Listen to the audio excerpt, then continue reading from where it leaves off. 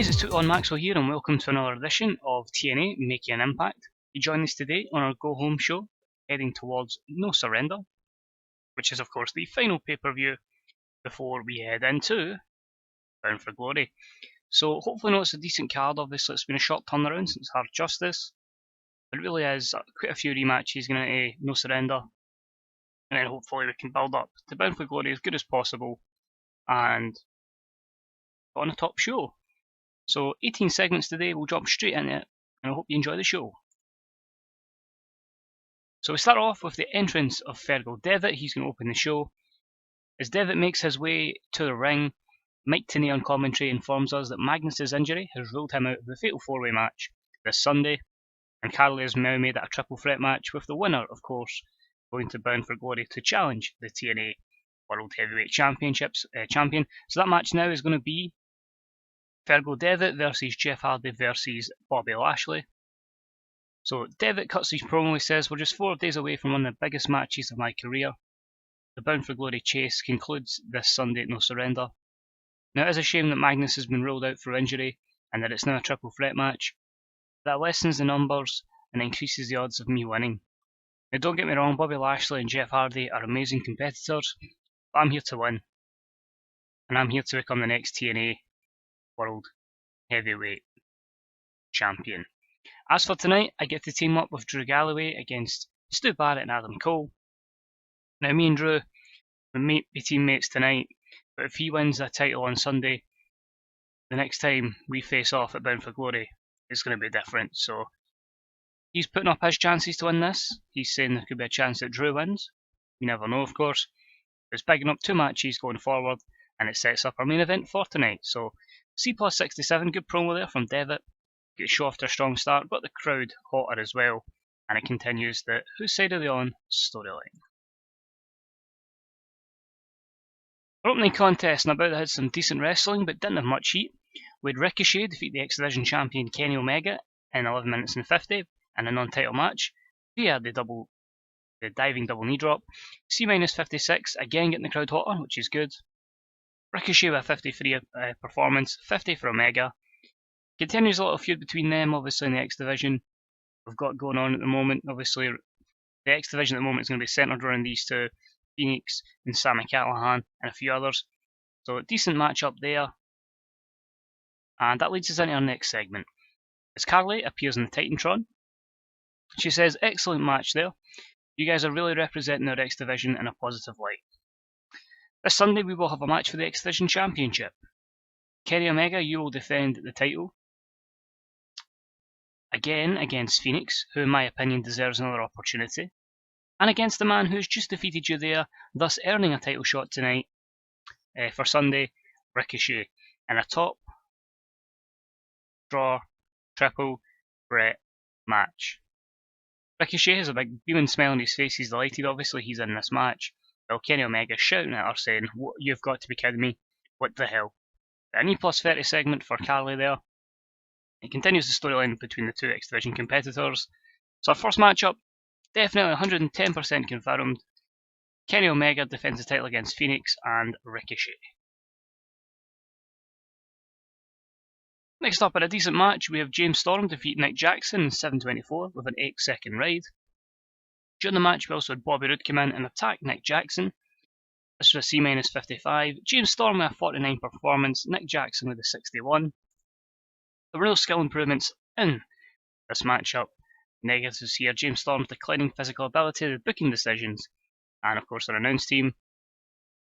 This in turn leads to another segment, which is James Storm has gotten some revenge after last week's loss to Matt Jackson, and then the post-match assault. He obviously suffered because of both the Jackson brothers, but he gets the victory over Nick Jackson tonight thanks to an assist from Bobby Roode. The Jacksons enter the ring, but they are quickly thrown back out by the former Beer Money partners. Roode then gets on the mic. He says, "Last week I witnessed what you guys did to James Storm, and it did nothing but anger me. This man is one of the most successful wrestlers in TNA history, a multiple-time tag team champion and a former World Heavyweight Champion. And now, with me out of the World Heavyweight Championship picture, unfortunately Bound for Glory, I will take great pleasure in assisting my friend to get revenge over you two punks, as together we Beer Money can reign again as tag team champions." And then James Storm turns around and goes, "So Jackson boys, sorry about your damn luck." So another matchup going to be booked in for No Surrender. TNA Tag Team Championships are going to be in the line. It's going to be Nick and Matt Jackson defending them against Beer Money, who are back, Bobby Roode and James Storm. C-56 here. Bobby Roode looking good. James Storm underperformed, but it gives them both something to do going forward. So that's ideal. Minimal negatives there. Next up in a poor match, Matt Hardy defeats Spud in 6:38 with a twist of fate. D44. Both men didn't click and it was an awkward bout, which is disappointing. Spud with the 36, Matt Hardy with the 44.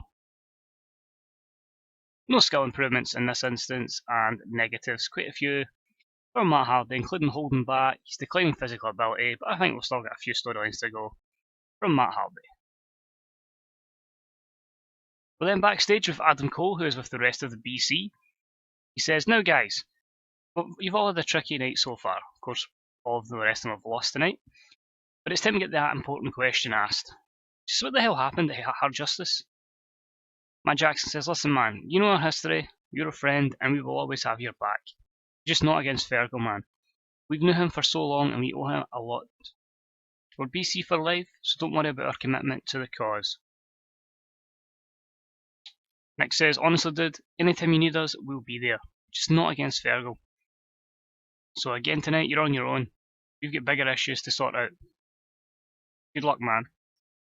So basically, the BC, they're still united.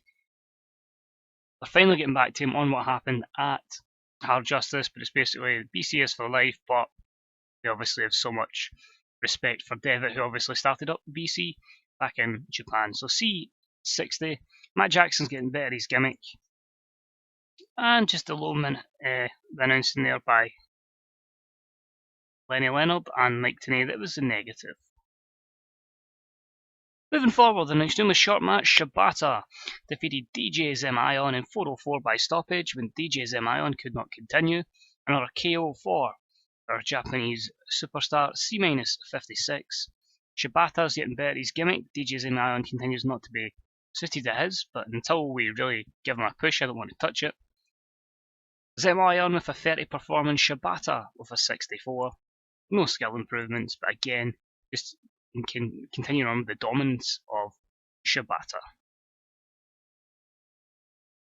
Spud then comes down to the ring and he says, "Shibata, I cannot accept what happened last week in Impact. You may have defeated me, but you only knocked me down. I am now back standing and I will never give up. This underdog will keep going until I can get the victory over you. So this Sunday, I challenge you to a rematch. I must prove myself and show the world how good this underdog is." So D47, Spud versus Shibata. The rematch is going to happen on pay-per-view. And Shibata turns around and says, "Spud, you make me laugh. I will have no problem knocking you out again." So he's going for the KO victory going forward. But Spud get a bonus there for high morale. And that's another match that's going to happen at No Surrender. Little promo from Jeff Hardy. We're going to have all the workers that are in the triple threat match cutting a promo tonight. He says, "This Sunday I have the chance to make some history again by winning the triple threat match and winning my spot in the main event at Bound for Glory. Once I do this, finally my brother Matt can accept I will never face him again. Creatures, I will represent you and give my all, and I will ensure that come Bound for Glory I leave as your TNA World Heavyweight Champion." So C-58, obviously Jeff's not the strongest on promos, but still does the job, and the only negative is Jeff's low morale. Next up, in a bit had some decent wrestling. A little heat with Andrew and 11 Gail Kim defeat Jade and Sienna in 9:56 when Gail Kim defeated Sienna by pinfall with an inverted stomp facebreaker. Andrew and 11 was a weak link in this instance. But C-53 is pretty decent for the women's division at the moment, or the knockouts division. Andrew and 11 is getting better at her gimmick. Jade hinting at that face turn again. The storyline continues. Gail Kim at 56, Anjanov with 37, so she's at the lower end of the overness spectrum in the knockouts division. Sienna 48 and Jade with 47, so they're kind of close to Gail Kim, still building them up. Jade is improving her performance skills, and just a one negative there, so that's good for our knockouts division.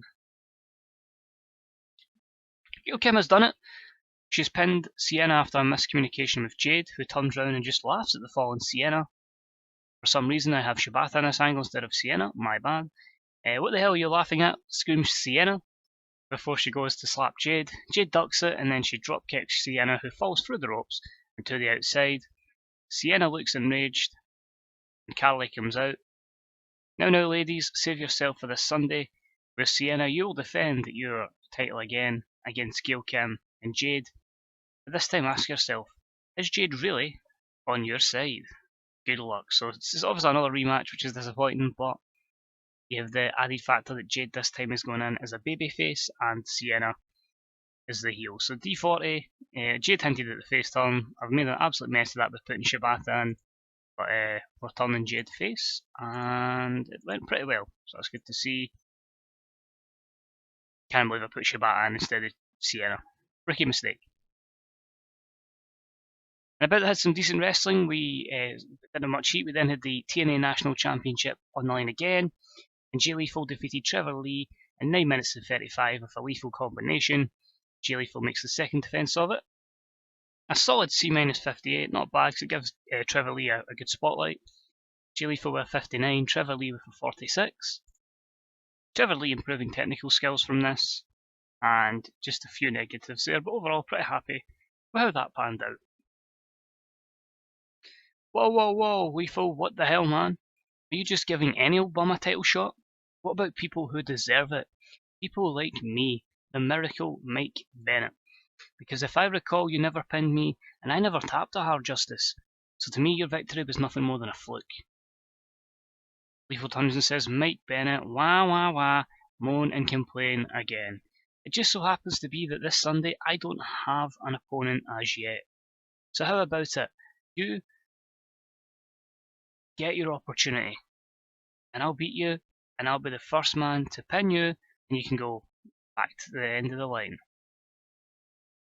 Mike Bennett says, good luck with that, Lethal. The only way you are going to beat me is if you find some sort of miracle. So the rematch is set. Obviously Mike Bennett hasn't officially been pinned, he's been defeated, but he's not been pinned or tapped out. So he will get his rematch against Jay Lethal for the TNA National Championship this Sunday. No surrender. D plus 48. I'm pretty happy with that. Next up, an extremely short match. Bobby Lashley defeats Baron Dax in 127 with a spear. Simple, effective squash match. C-57. Bobby Lashley stood out being good. Lashley with a 71 performance to Baron Dax's 27. No skill improvements, and as I say, it's obviously going to be penalised, but it was a well executed squash match.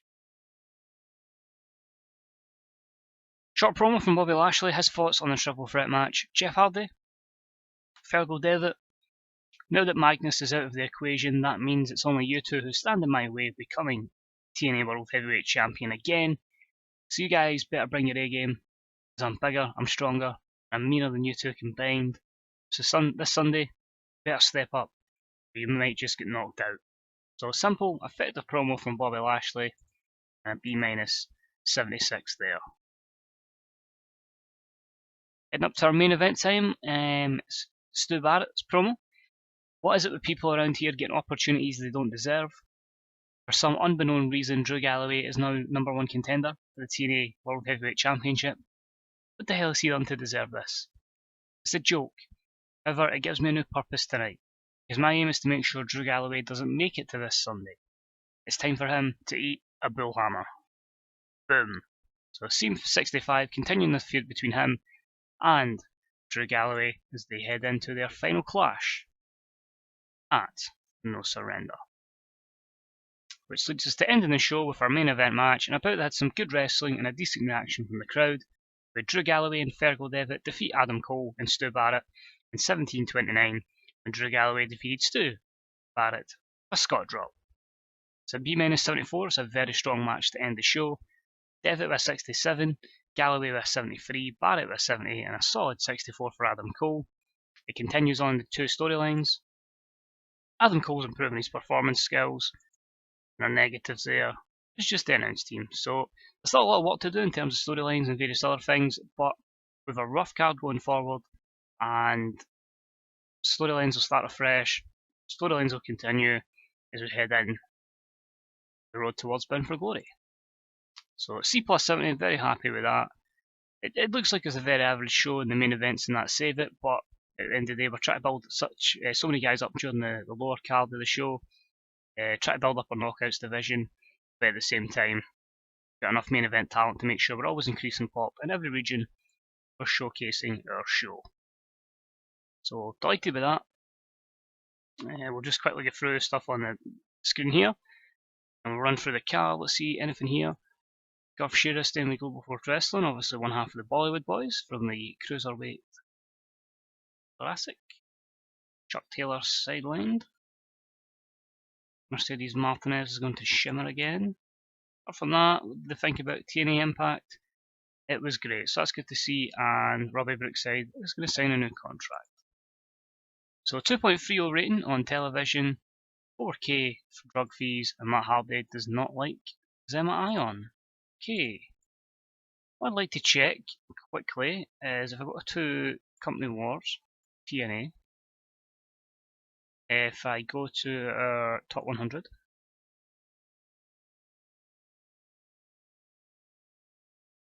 okay, it's not going to come up there. I just wanted to see that 2.30, is that potentially our highest show? Not 2.32 is our highest rating, so close. We're pretty much still at our highest ever TV ratings. The match there we just had was just under our best match as well, so that's good. It's going well so far. But yeah, I'm looking forward to TNA Surrender. We've got a few things then that are going to be booked in stone. So World Heavyweight Championship on the line. Drew Galloway challenges Stu Barrett. X Division Championship on the line. Triple threat between Ricochet, Phoenix, and Kenny Omega, the champion. Tag team titles are on the line. Beer Money challenge the two Jackson brothers. Sienna defends her Knockouts Championship against Gail Kim and Jade. We also have Shibata versus Spud again, and of course the triple threat match with the winner becoming the new #1 contender, Fergal Devitt versus Jeff Hardy versus Bobby Lashley. So quite a lot to look forward to. I'll probably add in a couple more matches. Obviously it's 2 weeks, so I've not really had a chance to book other stuff. Just remember the National Championship on the line as well. Jay Lethal defends against the Miracle Mike Bennett. So that's what we've got set up so far. I'll probably add a match or two, but as I say, it's going to give us 6 weeks to build up to the Bound for Glory. Hopefully get some good storylines together and really get you hyped for that show. I say, as always, thanks for watching guys, it's deeply appreciated. I hope you enjoyed it. So next video out on Tuesday will be the pay-per-view No Surrender. As always guys, any comments, likes and subscriptions are deeply appreciated. I'll try and get back to the comments as quickly as possible. Anything TW related, doesn't have to be anything to do with this save, just even letting us know how your saves are getting on, if you have any changes, no matter where you're managing. And yeah, until next time, take it easy, and if you want to follow me on Twitter you can, at 21Maxwell. Pretty much reply back to everything, to be honest. I say as always, thank you for watching, it's deeply appreciated. Keep supporting the community, and I'll see you all next time. Bye bye.